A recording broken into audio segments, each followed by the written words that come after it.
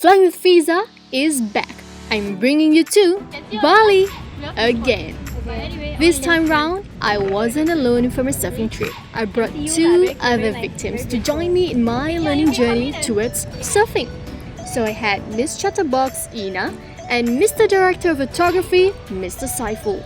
Believe it or not, we had fun. From putting on our zinc, learning more about the types of waves, the different sizes in surfboards, whether we are a goofy or natural surfer, etc. etc. But yup, before that, I know a lot of you are always asking me, why am I always going for surfing trips? Hi! Okay, I know I look very master right now, but I want to show you this one.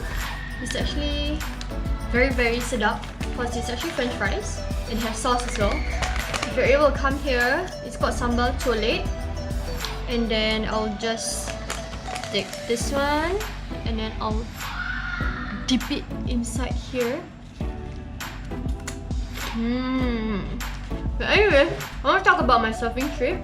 This trip is very fun because first I have friends with me. Secondly,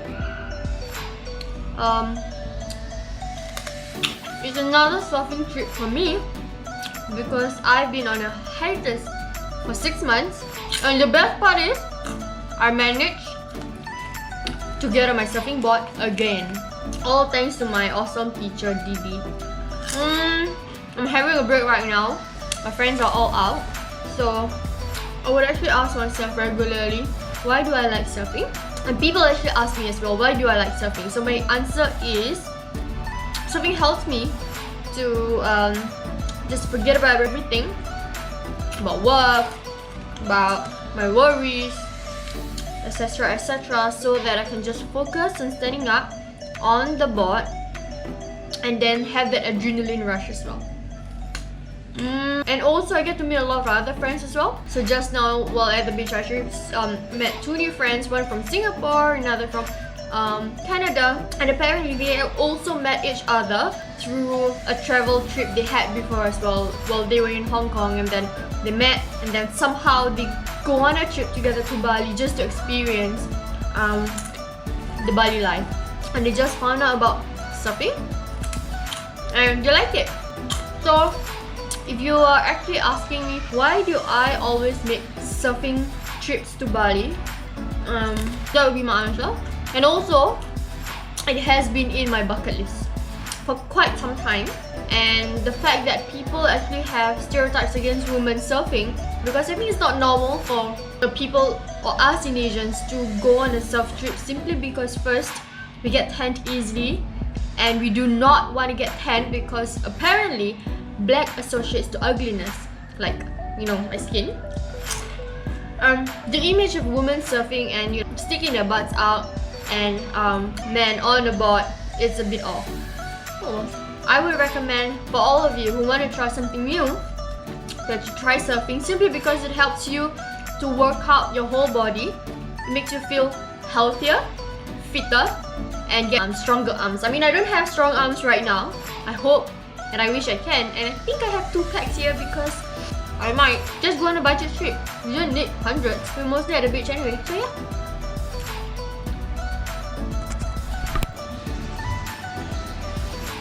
Hello, so today is my Saturday, Sunday, 6th day in Bali, specifically for me to surf. And today is actually very interesting because it's the first official day for me to start training to surf without a teacher, and I have no idea. I'm seriously scared right now because for me I prefer to have a teacher with me so that, you know, they can look up for me and stuff. But apparently I managed to, you know, do my balancing on the surfboard, and also train myself to do all those paddling on my own, because there's no point having a teacher to work on my paddling. It's just on my arm muscles, which is apparently not strong enough to paddle. And then also I need to work on my turtle rolls as well. If you're wondering what's a turtle roll is basically where I have to go further away from the edge of the sea, and then after that, when the waves come in, when I'm on my board, I have to turn it over and then the board has to be on top of me and then let the waves pass by above me, and then I flip the board up again and then be on the board again. And that is actually very tiring because the waves keep coming in. They come in every like 20 seconds, so I need to do a lot of that today. But even before reaching to that place where I have to do all those turtle rolls, I need to paddle, and my paddling sucks. And I actually bought this new wetsuit simply because it's too cold. I have no idea why it's so cold that I was shivering all the way through. I thought like, okay lah, I don't need a wetsuit lah, my normal swimming suit is fine, right? But no man, seriously, I cannot stand cold. So pray for me, please. Let's do this. Besides surfing, there are a few places to check out in Bali. Welcome to my favorite topic, food. For Instagram-worthy photos, you can hop over to Mad Pops Bali for a good cone of ice cream. I love the fact that all the ice creams are coconut-based and vegan. It's damn nice though. Coconut praline.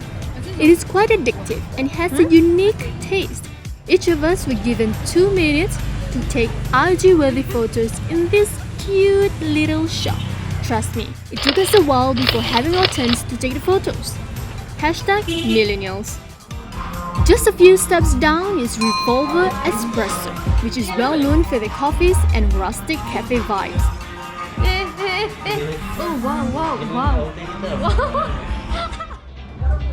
Their service is good right from the doorstep and all the way to your seats. Another IG-worthy place to be at. Just look at this!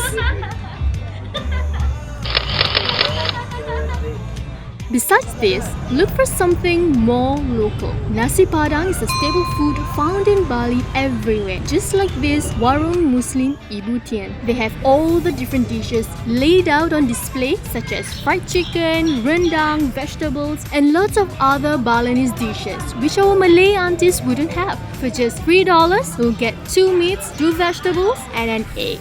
Damn! Of course, my favorite meal of all is by the beach. My mini warungs never fail. Just order a bowl of bakso or soto, a plate of rice and a drink, and this $2.50 dish will fill you up till your next meal. Man, this combo is perfect with the breeze by the sea.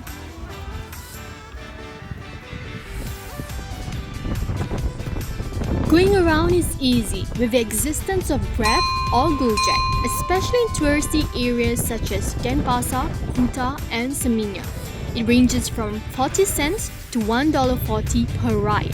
Just take note that any further than these areas, these services are frowned upon by the locals. Read up a little bit more before going to these places.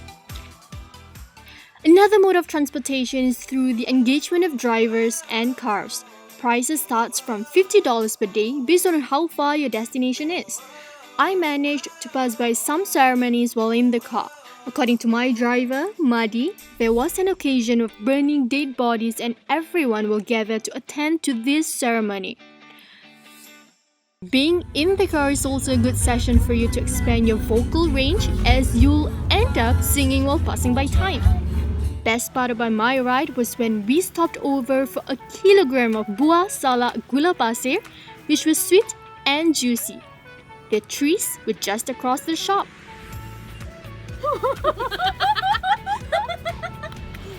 What are the odds of the 3 of us doing this together?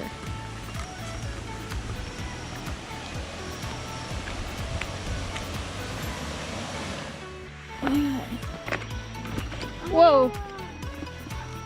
GoPro yang Fiza pakai satu pinjam yang kat dalam kereta. Enggak apa-apa. Kan ada ini semua. Selamat nak. Apa nak? Aduh. Come on, you can do it. Come on. Oh my god, I don't think I can do it. Let's do it. A little bit more. I want more. Motivate yourself.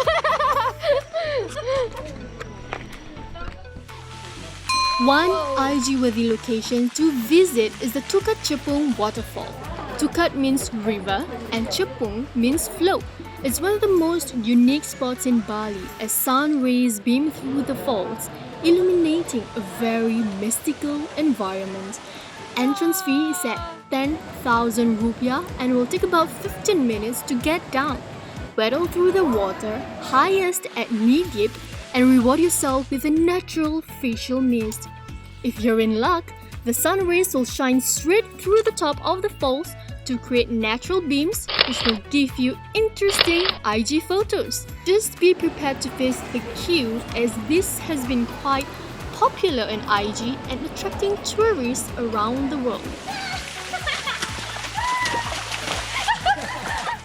Another IG-worthy place is this canvas against Mount Agung as a backdrop. This shot is nice. Ta-da! This majestic view is breathtaking. Hands down, one of the most rewarding scenery I've ever seen in my entire lifetime. The fact that we were there before sunset makes me go excited. Of course, we have to have our own photo shoot session. This is some serious photography and videography session by our very own Mr. DP. Oh no! You just have to let it go, man. You just have to slide down. Like, use your feet. Squat and then... Yes, come on, come on.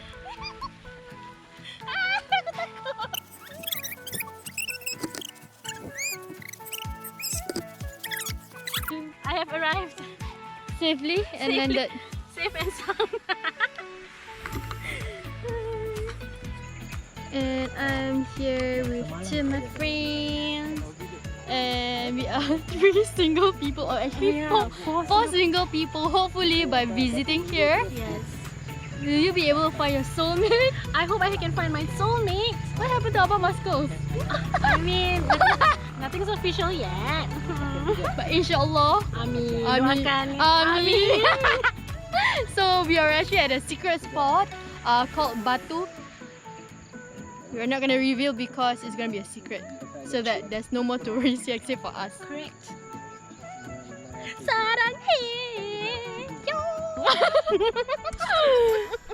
Saranghaeyo!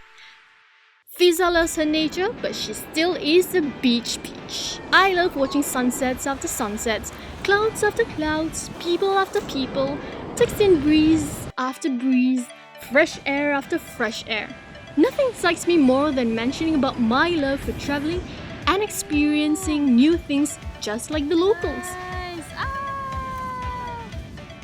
Just this trip alone, I've learned how to do turtle rolls with my surfboards, paddle to the lineups, catch small waves by myself, understand more about how people view the Balinese people, and the list goes on. It's definitely a learning journey before I turned 30 in a few years. Will I come back for another surfing trip? Like, duh! New skills are priceless, man! That's all from me for now. See you on another episode of Flying with Fiza.